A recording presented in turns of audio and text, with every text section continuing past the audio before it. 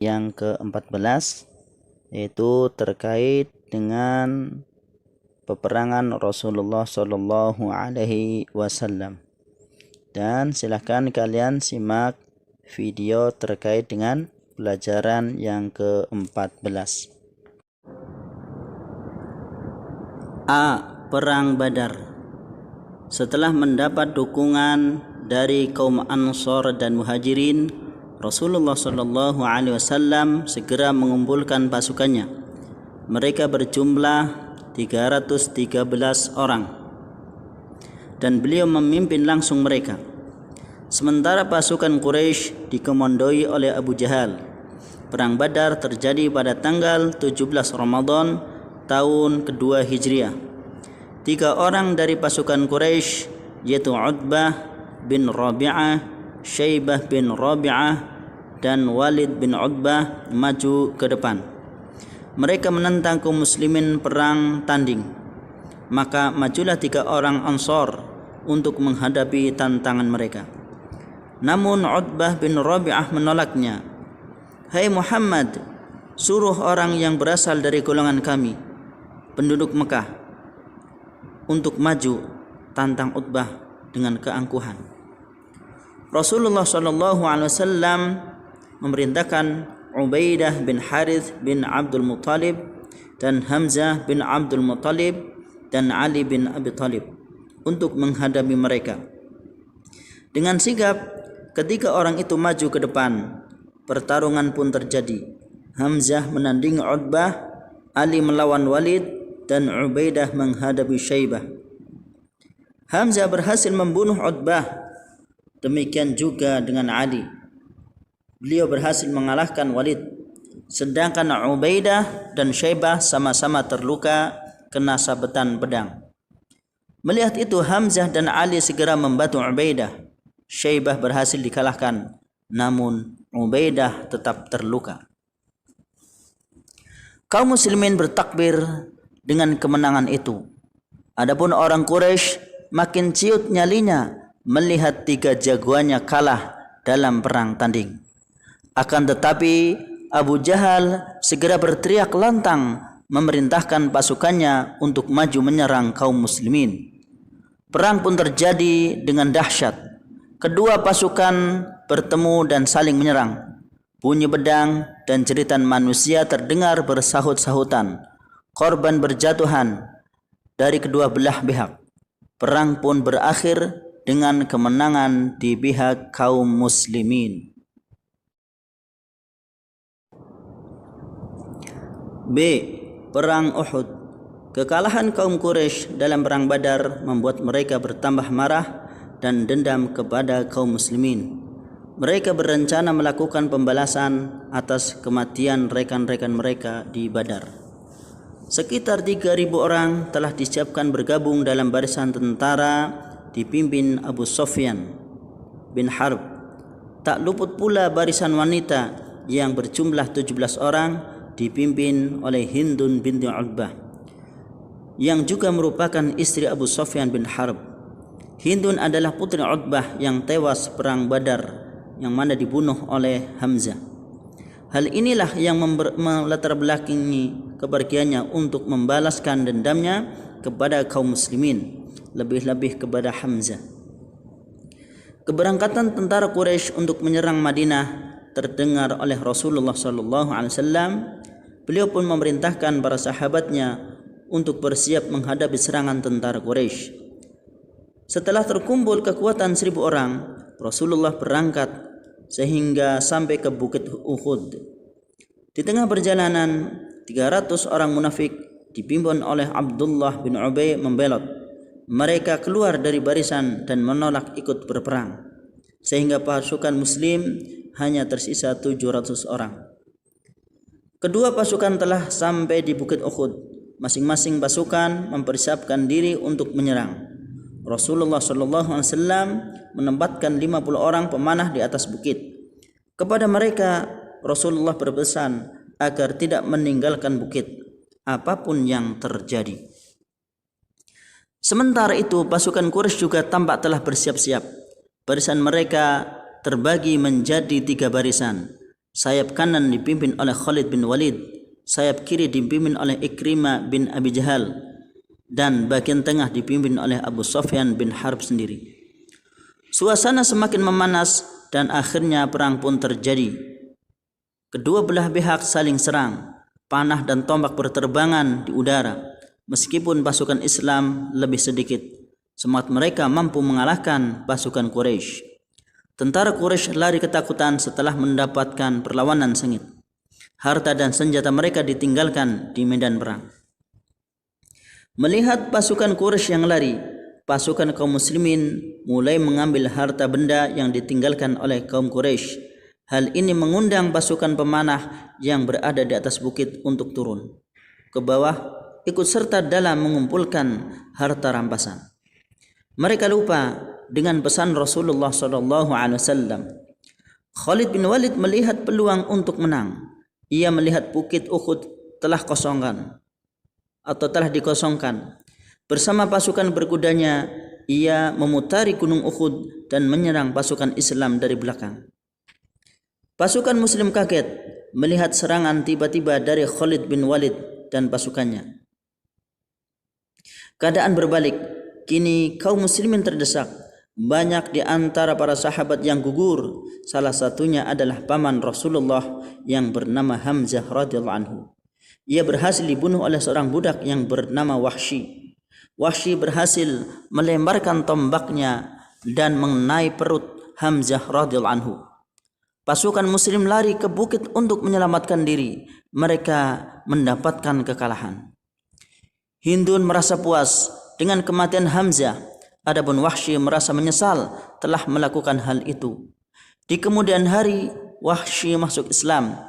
Dia ikut dalam perang melawan kaum murtad yang dipimpin oleh Musailimah al-Kadzab. Bahkan ia pun berhasil membunuhnya dengan tombaknya sendiri.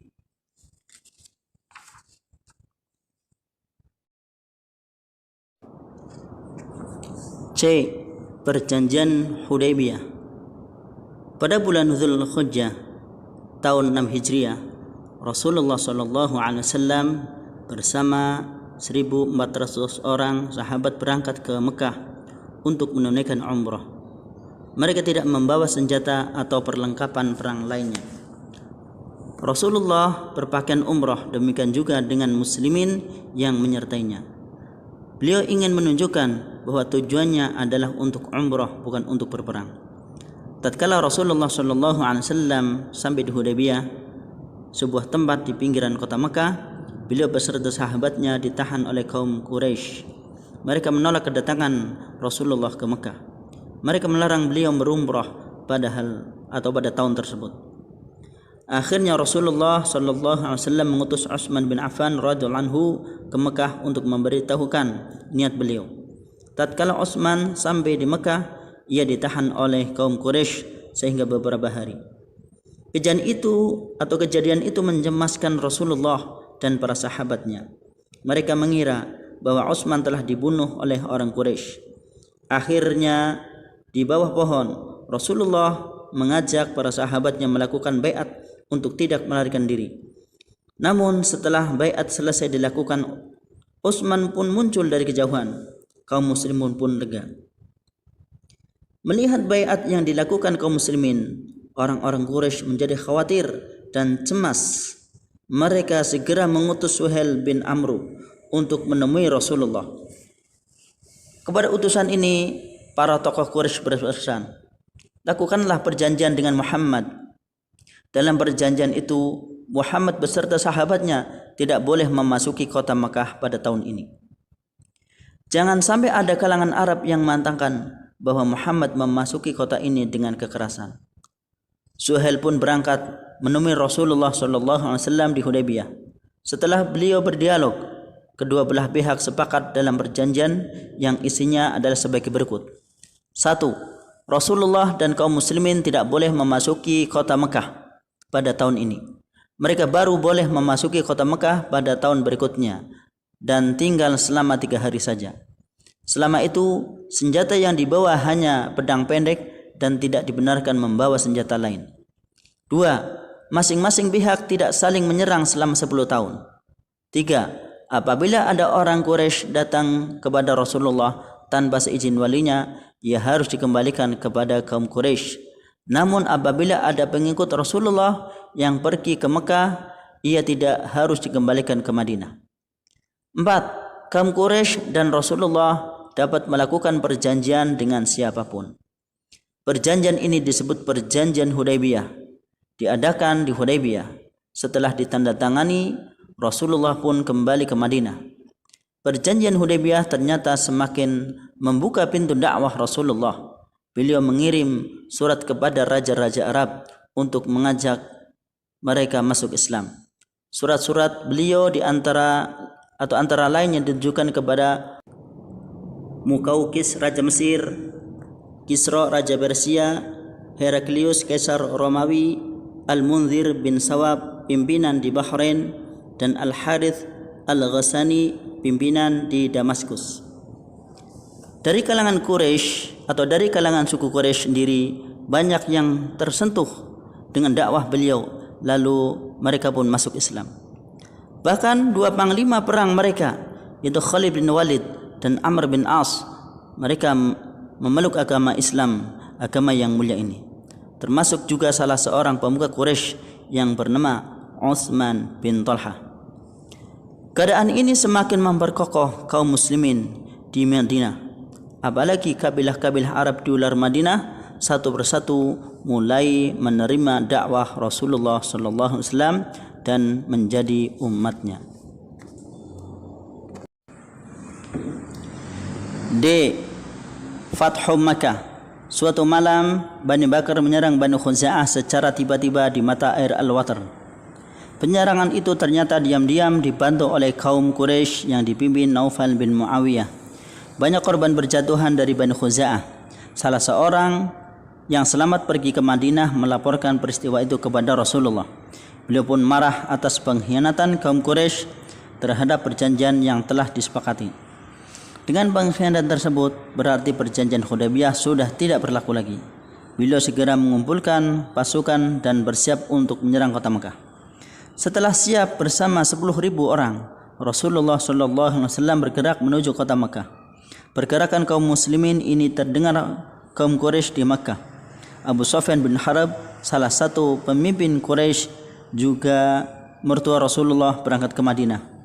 Ia ingin meminta maaf kepada Rasulullah dan memperbaiki perjanjian, namun upayanya gagal.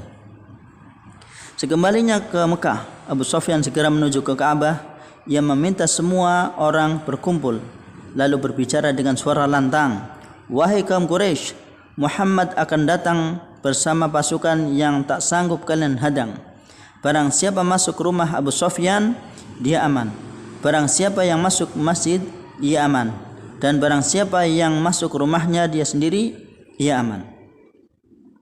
Orang-orang segera berhamburan memasuki rumahnya, dan ada pula yang masuk ke masjid. Rasulullah SAW terus berjalan ke arah Makkah hingga sampai di Zultuwa. Di sini beliau membagi pasukannya menjadi 3 barisan. Barisan sebelah kanan dipimpin oleh Khalid bin Walid yang akan memasuki Makkah dari dataran rendah. Barisan sebelah kiri dipimpin oleh Zubair bin Awam yang memasuki kota Makkah dari dataran tinggi. Sedangkan Rasulullah memasuki kota Makkah dari pintu utama. Semua pasukan mulai bergerak melewati jalur yang telah ditetapkan. Zubair berhasil sampai ke tujuan, sedangkan Khalid bin Walid mendapat perlawanan dari beberapa orang Quraisy.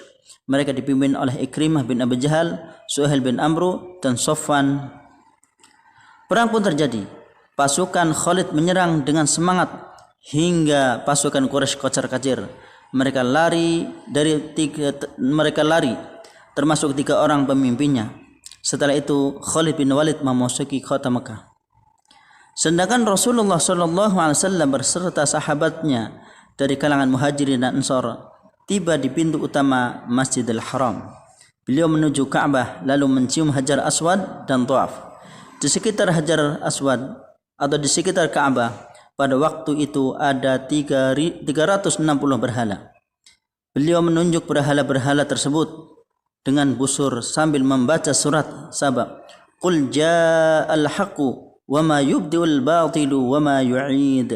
Katakanlah, kebenaran telah datang dan yang batil itu tidak akan memulai dan tidak pula akan mengulangi. Seketika itu berhala-berhala tersebut dihancurkan di hadapan beliau. Rasulullah SAW lalu mengumpulkan penduduk Mekah di hadapan mereka. Beliau bersabda, "Wahai orang Quraisy, menurut kalian apa yang akan kuperbuat terhadap kalian saat ini?" Mereka menjawab, "Hal yang baik, karena engkau adalah orang yang mulia dan berasal dari keturunan yang mulia pula." Beliau bersabda, "Wahai kaum Quraisy, pergilah, sesungguhnya kalian semua bebas." Orang-orang Quraisy begitu takjub dengan kemurahan hati Rasulullah yang telah mengampuni mereka. Mereka sama sekali tidak menyangka bahwa orang yang selama ini mereka musuhi dan mereka usir, kini mengampuni mereka tanpa syarat. Hari itu mereka benar-benar menyaksikan kebenaran Islam. Oleh karena itu, mereka berbondong-bondong mengikrarkan 2 kalimat syahadat dengan ikhlas. Mereka kini menjadi bagian dari kaum muslimin dan bahagia dengan keimanan mereka. Taib. Kemudian kita beralih yaitu ke pelajaran yang ke-15, yaitu terkait dengan wafatnya Rasulullah SAW. Dan silahkan kalian simak video terkait dengan pelajaran yaitu ke-15. Haji Wada. Dengan menyebarnya agama Islam di seluruh jazirah Arab, tugas Rasulullah SAW untuk berdakwah, menyampaikan risalah dan membangun masyarakat atas dasar iman kepada Allah tuntas sudah. Seakan-akan itu menjadi kabar bahwa keberadaan beliau di dunia sudah sampai babak terakhir. Hal ini terlihat pada sabda beliau tatkala mengutus Mu'adz bin Jabal ke Yaman. "Wahai Mu'adz, boleh jadi engkau tidak akan bertemu aku lagi sesudah tahun ini. Boleh jadi engkau akan lewat di masjidku dan kuburanku ini." Saat berada di Madinah, Rasulullah SAW mengumumkan akan melaksanakan ibadah haji. Orang-orang mendengarkannya, berbondong-bondong ikut menyertai beliau. Pada saat melaksanakan wukuf di Arafah, Rasulullah berdiri di hadapan ribuan orang banyak dan berkhutbah. "Wahai manusia, dengarkanlah perkataanku. Boleh jadi aku tidak akan bertemu lagi kalian. Kalian tidak boleh menumpahkan darah dan merusak harta kalian karena keduanya terpelihara, seperti kesucian hari ini, pada bulan ini dan juga di negeri ini. Aku tinggalkan kepada kalian dua pusaka. Jika kalian berpegang pada keduanya, kalian pasti tidak akan tersesat selamanya, yaitu kitabullah dan sunnah Rasulnya. Wahai manusia, sesungguhnya tidak ada nabi lagi sesudahku. Sembahlah Allah, Rabb kalian. Tegakkanlah salat dan bayarlah zakat. Berpuasalah kalian di bulan Ramadan dan laksanakan haji di rumah Allah. Taatilah ulil amri, yaitu pemimpin kalian. Niscaya kalian akan masuk surga." Setelah beliau menyampaikan khutbahnya, turunlah wahyu yang merupakan firman Allah yang terakhir. "Al-yawma akmaltu lakum dinakum wa atmamtu alaikum ni'mati wa raditu lakumul Islam dina." Pada hari ini aku telah sempurnakan agama untukmu dan aku cukupkan kepadamu nikmatku dan aku ridha Islam jadi agamamu. Rasulullah SAW kembali ke Madinah setelah menyelesaikan semua manasik haji, diiringi oleh sahabat-sahabatnya. Peristiwa ibadah haji saat itu dikenal dengan sebutan Haji Wada. B. Nabi Muhammad SAW wafat. Pada tanggal 12 Safar tahun 11 Hijriah, Rasulullah SAW menghadiri sebuah pemakaman di Baqi', itu tempat kuburan kaum muslimin. Dalam perjalanan pulang, tiba-tiba beliau merasakan pusing di kepalanya dan tubuhnya terasa panas. Para sahabat yang melihat Rasulullah sedang menggigil langsung membopong beliau ke rumahnya. Beliau merasakan sakit selama 13 hari dan selama itu beliau masih memimpin sholat berjamaah bersama kaum muslimin lainnya. Selama sakit Rasulullah sallallahu alaihi wasallam dirawat di rumah istri beliau yaitu Aisyah radhiyallahu anha. 4 hari sebulan Rasulullah sallallahu alaihi wasallam wafat. Tepatnya hari Kamis beliau jatuh pingsan. Setelah siuman, beliau mengirim utusan untuk menemui Abu Bakar agar mengimami salat. Sejak itu Abu Bakar yang memimpin salat menggantikan Rasulullah. Pada hari Sabtu, Nabi merasakan badannya agak pulih kembali. Dengan dibopong 2 orang sahabat, beliau keluar rumah untuk pergi ke masjid melaksanakan salat zuhur. Melihat kedatangan beliau, Abu Bakar beranjak mundur ke belakang. Namun Rasulullah memberikan isyarat agar Abu Bakar tidak usah mundur dan tetap menjadi imam salat. Pada hari Allah sallallahu alaihi wasallam memerdekakan budak laki-lakinya, menyedekahkan hartanya sebanyak 7 dinar dan memberikan senjata beliau kepada kaum muslimin. Pada hari Seninnya saat salat subuh, Rasulullah menyikap tabir rumahnya. Beliau tersenyum dan memandangi orang-orang yang sedang berbaris bersaf-saf. Abu Bakar melihatnya dan mundur ke belakang karena ia mengira bahwa beliau akan memimpin salat. Namun Rasulullah memberikan isyarat agar ia meneruskan salatnya. Waktu duha sudah tiba. Rasulullah memanggil putrinya Fatimah. Beliau membisikkan sesuatu kepadanya sampai ia menangis. Kemudian beliau membisikkan lagi sesuatu kepadanya hingga ia tersenyum. Di kemudian hari ada yang bertanya kepada Fatimah perihal tersebut. Lalu ia menjawab, Rasulullah sallallahu alaihi wasallam membisikiku bahwa beliau akan meninggal dunia, lalu aku menangis. Kemudian beliau membisiki aku lagi bahwa aku adalah anggota keluarganya yang pertama menyusul beliau. Aku pun tersenyum. Fatimah adalah putri Rasulullah sallallahu alaihi wasallam yang memiliki keturunan. Ia melihat begitu menderitanya ayahnya mengalami sakit yang dideritanya. Ia pun berkata, alangkah menderitanya engkau wahai ayah. Rasulullah pun menjawab, setelah hari ini ayahmu tidak akan merasakan sakit lagi. Beliau memanggil kedua cucunya Hasan dan Husain, lalu memeluknya dengan erat sambil memberikan nasihat yang baik kepadanya. Kepada orang-orang yang ada di sekitarnya, beliau juga memberikan nasihat, jagalah salat dan bersikaplah baik terhadap budak-budak kalian. Beliau mengulang-ulang nasihat ini maksudnya agar orang-orang memperhatikan 2 hal tersebut. Aisyah terus mendampingi Rasulullah sallallahu alaihi wasallam dengan sabar. Ia merawat suaminya yang masih sakit atau yang sedang sakit. Tatkala Rasulullah sallallahu alaihi wasallam mendekati naza' yaitu sakaratul maut, Aisyah memegangi tubuh beliau dengan meletakkan ke atas pangkuannya. Aisyah sempat mendengar apa yang beliau ucapkan, bersama orang-orang yang engkau beri nikmat, para nabi, siddiqin, syuhada dan salihin. Ya Allah, ampunilah dosaku dan rahmati aku. Pertemukan aku dengan kekasih yang maha tinggi. Ya Allah, kekasih yang maha tinggi. Kalimat yang terakhir ini beliau ulang-ulang sampai 3 kali hingga akhirnya bibir beliau berhenti bergerak. Beliau telah wafat dalam usia 63 tahun. C. Sikap para sahabat atas wafatnya Rasulullah sallallahu alaihi wasallam. Kabar wafatnya Rasulullah sallallahu alaihi wasallam segera menyebar ke pelosok Madinah.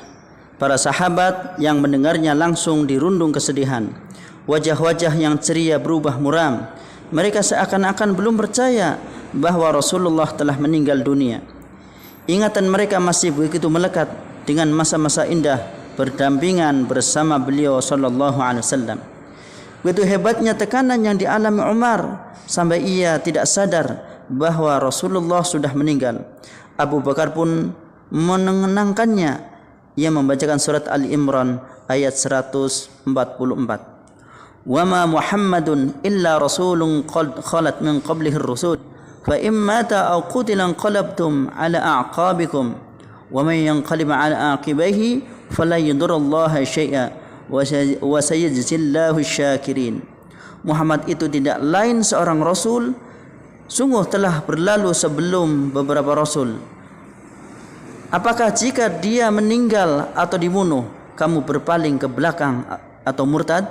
Barang siapa yang berpaling ke belakang, maka ia tidak dapat mendatangkan kemudaratan kepada Allah sedikit pun, dan Allah memberi balasan kepada orang-orang yang bersyukur. Para sahabat begitu tertegun mendengar ayat ini. Mereka seakan-akan baru sekali itu mendengar ayat tersebut. Terlebih lagi Umar radhiyallahu anhu. Mendengar ayat tersebut, ia pun tersentak. Mendadak kakinya menjadi lemas hingga ia tak mampu berdiri. Ia baru sadar bahwa Rasulullah memang benar-benar telah meninggal dunia yang fana ini. Jazakumullah khairan wa barakallahu fikum. Anak-anakku yang telah berpartisipasi dalam mengikuti pembelajaran, yaitu pada pelajaran 13, 14, dan 15. Mudah-mudahan pelajaran-pelajaran yang Bapak sampaikan dapat bermanfaat buat semuanya. Barakallahu fikum. Dan kita tutup dengan membaca kafaratul majlis. Subhanakallahumma wa bihamdika asyhadu an la ilaha illa anta astaghfiruka wa atubu ilaik. Assalamualaikum warahmatullahi wabarakatuh.